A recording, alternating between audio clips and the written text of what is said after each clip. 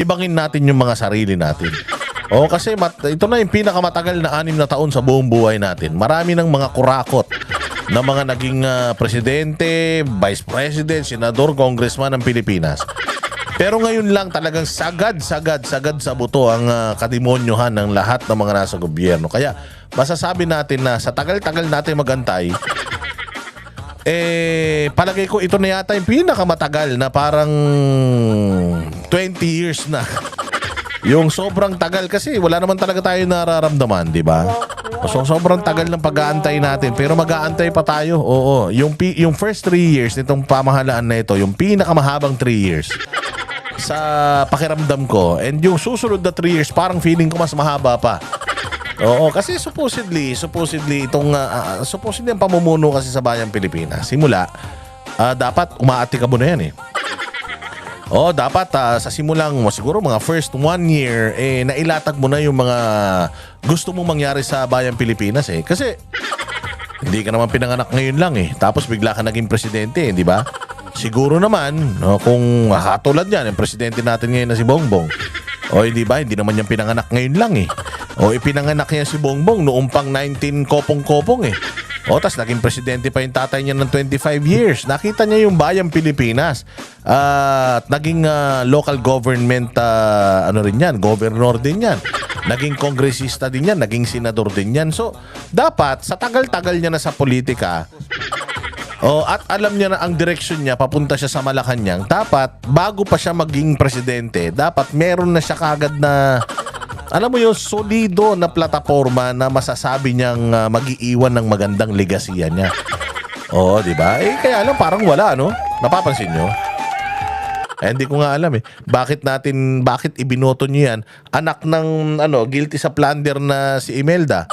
Tapos yung tatay, ang dami ninakaw din na guilty rin sa mga paglabag sa karapatang pantao. Tapos binoto natin yung anak. Kayo lang pala, hindi pala kami.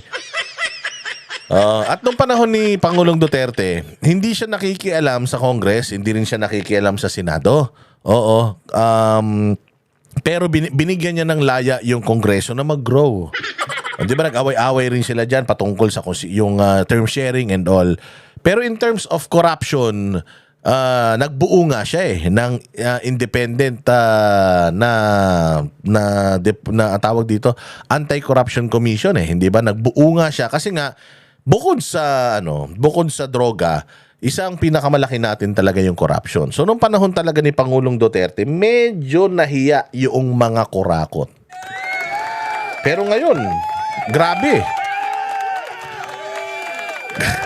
Grabe ang mga kurakot ngayon. Noong panahon ni Pangulong Duterte, yung Speaker of the House hindi na involved sa corruption.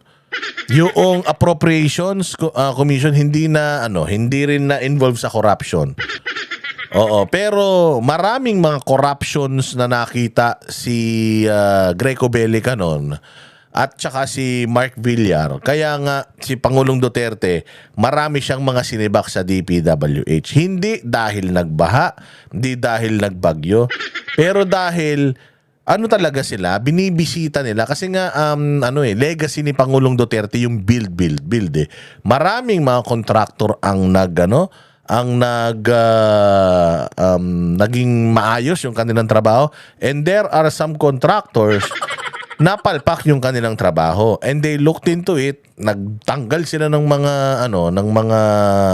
district engineers, mga regional engineers, at name drop sila ng mga congressman na merong kinalaman.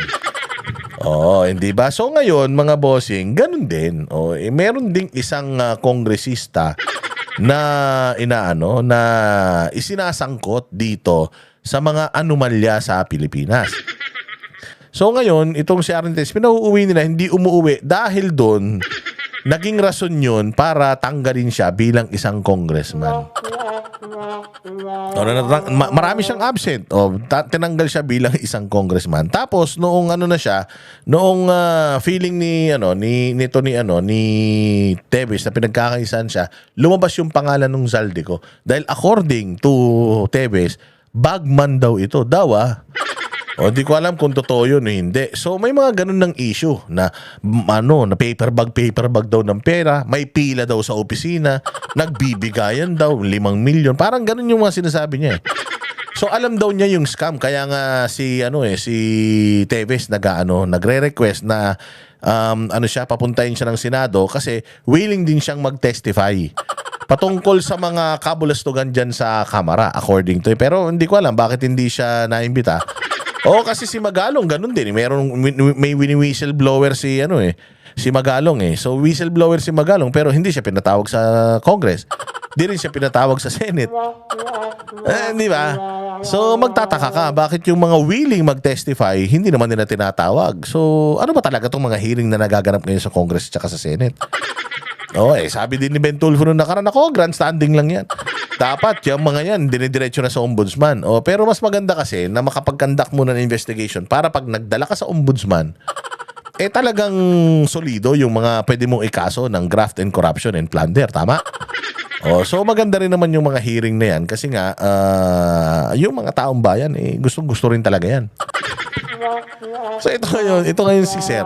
Ito ngayon si Zaldico na according to Toby Chanco dapat pinapatawag. Na according to Magalong involved din sa mga proyekto, and according to Toby Chanco himself na ito daw ang naglagay ng mga insertions na magtataka ka dahil sila lang yung nagmamanipulate ng insertions na yun. Kaya since siya ang naglagay ng mga insertions, gusto nilang matawag dyan para magkaalaman na kasi doon sa mga insertions parang doon nagkaroon ng budget yung mga ghost projects.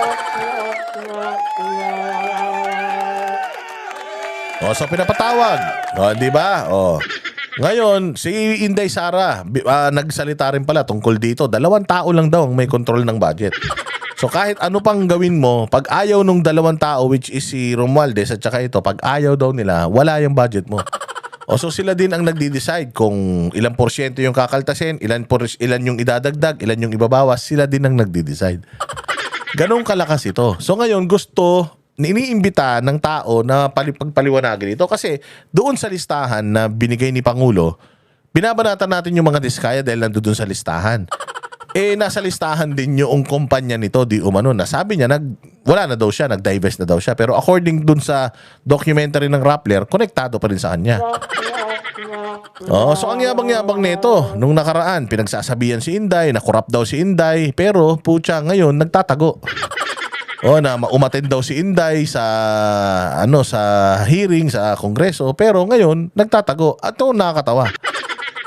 Merong lookout bulletin yung may lookout bulletin yung mga kontraktor. Bawal sila lumabas, pero ito nakalabas. Bakit? Alam mo, masama ang loob ko Masama ang loob ko dahil nung kami pinapatawag sa Kongreso, ayaw din namin magpunta Ayaw namin magpunta. Pero pag hindi kami nagpunta, iko-contempt kami. Kaya napilitan kami magsipagpunta. Noong nagpunta nga kami doon, nakuha nila yung mga addresses namin mga contact information namin. Biglang naglabasan yung mga subpoena sa amin Mayroon kaming LOA mula sa sa BIR at kung ano-ano pang panghaharas. Yung nanay ko sa bahay namin lagi na lang daw merong nakamotor na taga DOJ ako, receive doon, mga ganun. Ganun ang ginagawa sa amin. Tapos ngayon, taong bayan mismo ang nagre-request dito na imbitahan sa Kongreso, binablock ng mga taga-Kongreso. Binablock ni Garin, ayaw ni Beke, yung may Beke na congressman, ayaw ni Abante. Hindi ba? Samantalang, sabi nga ni Ungab, ito ang pinaka-corrupt na na budget, hindi dinideny netong mga ito. So dito mo talaga malalaman na mukhang nilegalize na nila yung kung ano man yung mga ginawa nilang magic. So ngayon, ang pinakamasaklap mga bossing, natakasan na tayo. Sinibak kasi to na appropriations, ipinalit si Kimbo. Sinibak ito meron daw health conditions. Health conditions, pero panay ang salita naman na against kay Inday Sara. Ngayon, siya na yung nasa hot seat. Binisto na sila ng mga bagyo at pag-uulan. Nakita na rin bagsakan yung mga proyekto nito. Proyekto na siya yung nag-isip. Nagbagsakan pa sa kanyang probinsya. Diyos ko po, yung mga yung mga flood control projects, nagsisipag-gibaan. Nasaan ngayon si Sir? Nasa pasyal. Hindi, may sakit daw. Biglang-bigla naman, Biglang-bigla naman nagpunta ng abroad. Ba't ba nagpunta ng abroad? Pakinggan natin to. Amerika na raw ngayon si Ako Bicol Party List Representative Zaldi Co para magpa-check up. Sa gitna yan ng aligasyong siya ang isa sa mga nasa likod ng mga singit sa pondo noong 2025. Singit sa pondo, di ba? Sabi ko sa inyo. Meron yung mga blankong item sa bicameral na pinirmahan ng presidente. So, kailangan nila malaman kung nasan yung mga yun. Insertions, saan nilagay yung mga pera. Kasi amounting to 14 billion yata yun. So, kailangan itanong sa kanya, total, ikaw naman ang nagsingit-singit nun. Saan mo mga pinagsisingit yun? Yun ang hinahanap sa kanya kasi pinag-usapan dito, corruption Nasa frontline na balitang yan si Marian Enriquez. Nasaan si Ako Bicol Party List Representative Zaldi Co? Mula nang magbukas ang 20th Congress, ni minsan hindi pa siya tumapak sa plenaryo. Mula July 28 hanggang August 27. July to August 27. Isang buwan na. Hindi tumapak sa Kongreso. Tingnan ninyo. Si Arnie Tevez, meron siyang, nagpunta siya ng Amerika, nagpaalam siya, inapprove. Nagfa-file siya ng leave. Inapprove. Tapos, nag-e-extend siya ng leave. Ayaw na. Kailangan na daw niyang bumalik. Kasi bawal daw yung masyadong absinero. Meron siyang reason, kasi nga, delikado buhay ko dyan. Kaya hindi ako pwedeng umuwi. Pero, pinauuwi pa rin siya. Anong nangyari after? Dahil dun sa kanyang hindi pagtalima, dahil bawal nga daw yung absinero, tinanggal siya. So siya tinanggal, ito si Zaldi Co, hindi pa tinatanggal. Walang hiya. Ito palang Ako Bicol. Ang lakas pala talaga nitong Ako Bicol kasi dalawa pa rin yung kanilang yung kanilang representative. Kasi yung malaki yung pisngi, ano bang nun? Bicol Saro yun, di ba? Hindi pala Ako Bicol, Bicol Saro yata yun pero taga Bicol din. Pero dalawa ang seat na nakuha ng Ako Bicol. Lakas sige, diretso. So siya, immune siya sa pag-absent, unlimited.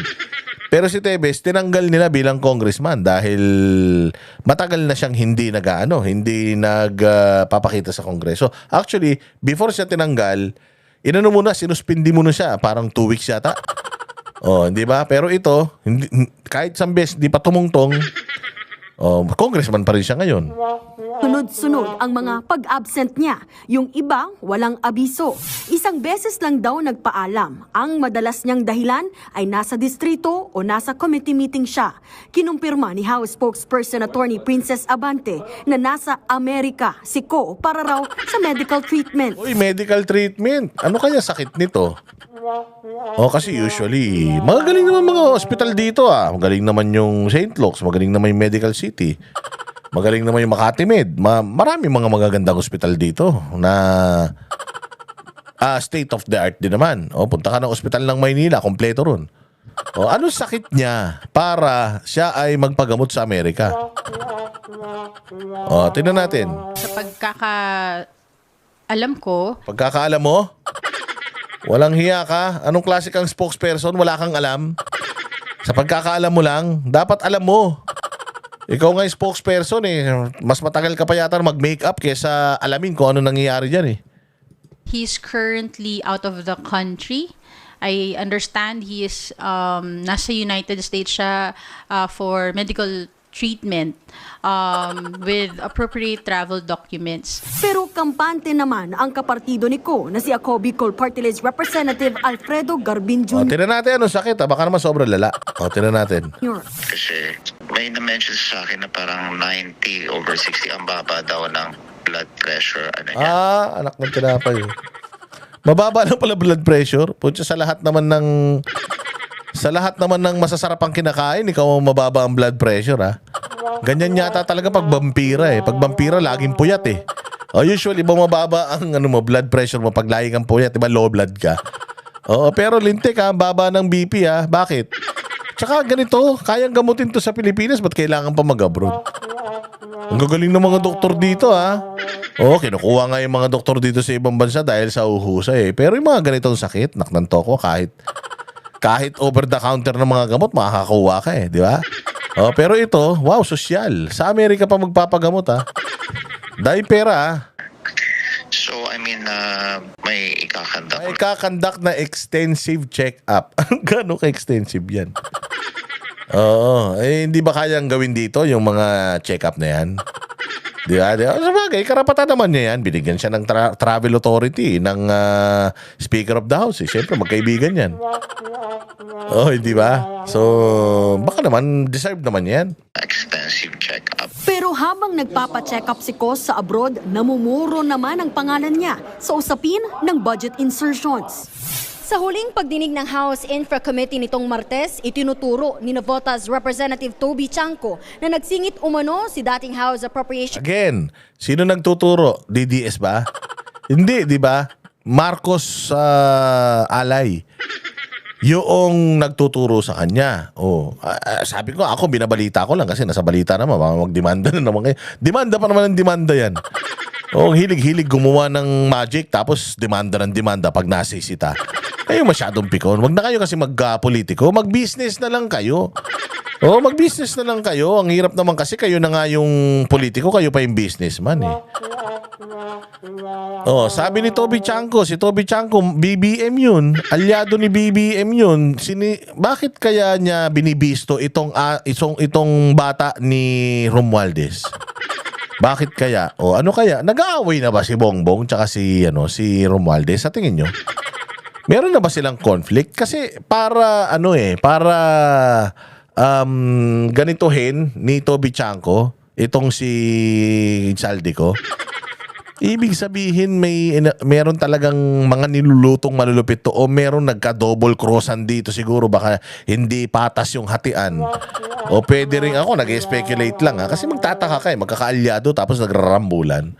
Hindi ba? Magkakaalyado tapos naghaharangan. Ano nangyari? Chairman Zaldico ng higit 13 billion pesos sa pondo ng bersyon. 13 billion, Oy, Saldico, mahiya ka. 125 million kay Inday Sara. Kung makapagsalita ka kay Inday Sara, parang sobrang laki ng ninakaw sa Pilipinas, naipaliwanag naman niya sa COA yun. Samantalang ikaw, 13 billion, hindi mo masagot.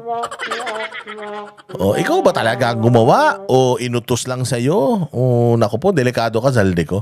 Delikado ka dito kasi, sabi ko sa inyo si BBM, traidor yan. Sobrang traidor yan. Unang-unang tinraidor niya, si Pastor Apollo Kibuloy na ang laki ng naitulong sa kanya nung kampanya. Sunod na tinraidor niya, si Inday Sara. Sumunod na tinraidor nila, si Pangulong Duterte. Sino pa yung tinraidor nila? Si General Torre, tinraidor nila. Ang daming pinagpapagawa, tapos tinanggal nila. Walang sabi-sabi. Ginawang aso na tinapon na lang sa isang tabi. Pagkatapos ito, sino pa yung tinrider nila? Yung kaalyado nila ng mga diskaya.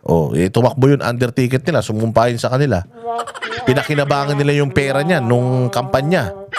Di ba? Yan ang standard bearer ng Partido Federal ng Pilipinas kalaban ni Vico Soto sa Pasig. Kita mo ngayon, tinatapon na nila sa ilalim ng bus. Kasi nga, sabi ko nga, itong mga to hindi dapat pagkatiwalaan dahil galing to sa pamilya ng mga satanas Hindi naman magbubunga siguro ng mabuting taong iluluwal yung parehas ng demonyo si Marcos Sr. at saka si yung asawa niya, 'di ba? Kaya mag-ingat ka, Zaldico, kasi mukhang nakikita ko dito.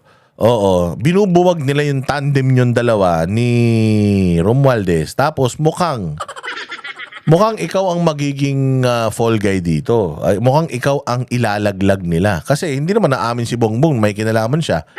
Hindi rin naman naamin yung pinsan niya na may kinalaman siya. So ngayon, hindi ka rin naman nila pinagtatanggol. Ang mga nagtatanggol lang naman sa'yo, ewan ko kung anong usapan yun nila Abante, nila Garin. Pero yung speaker mismo, hindi rin nagsasalita. Sobrang tahimik. Sobrang tahimik nung speaker. Hindi mo ma-interview, hindi nagbibigay ng komento, basta wala lang. Tapos hindi binabanatan ng media, hindi binabanatan ng vlogger, hindi binabanatan ng mga aktivista at mga makakaliwa. Magugulat ka, bakit? Kaya ingat ka, Boss Saldico, kasi mukhang ikaw yung napipili nila na masisisi dito sa lahat ng mga nabisto ng kalikasan nagbisto sa kanila Bicameral Conference Committee.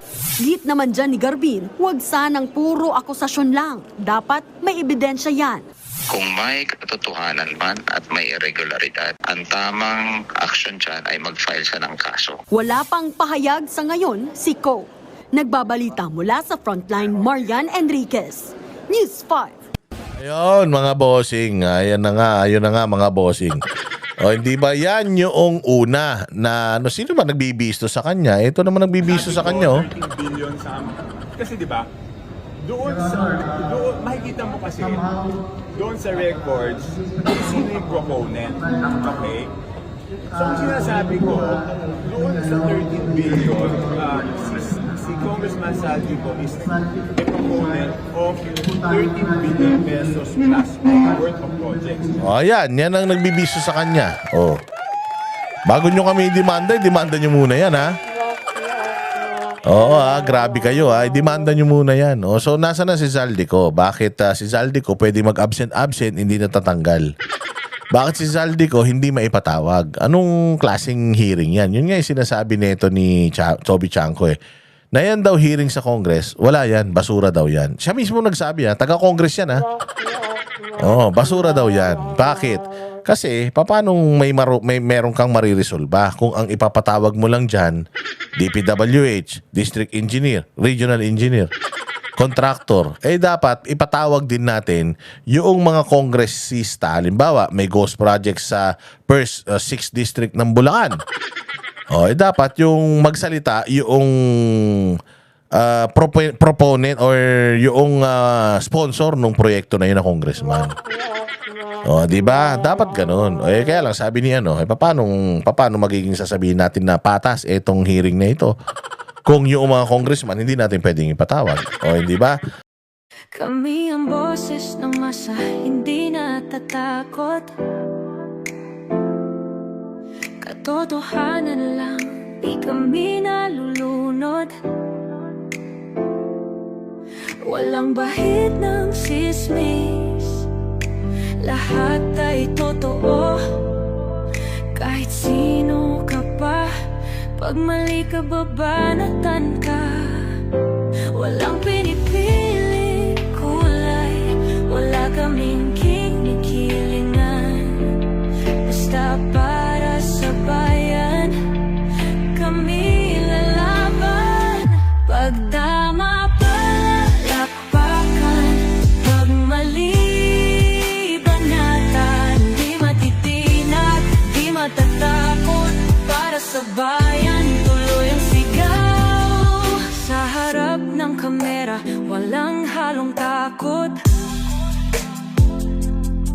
Mga baluktot, lahat kayo'y tutumba. Ang hustisya at totoo, yun lang ang mahalaga. Kahit sinong harang, di kami matitinag. Walang pinipiling kulay, wala kaming kinikilingan. Basta para sa bayan, kami lalaban. Pag tama palakpakan, pag mali banatan. Di matitinag, di matatakot, para sa bayan tuloy ang sigaw. Kung nasa tama ka, ikaw ay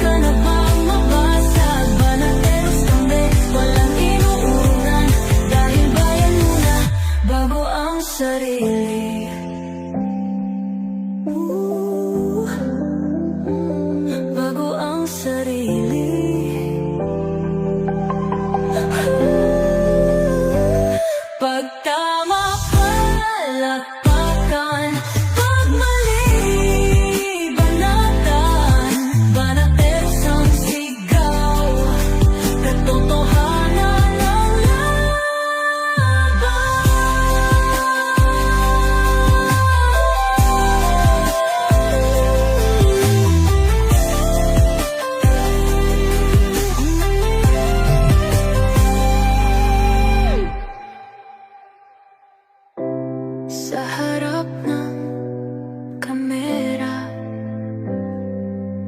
walang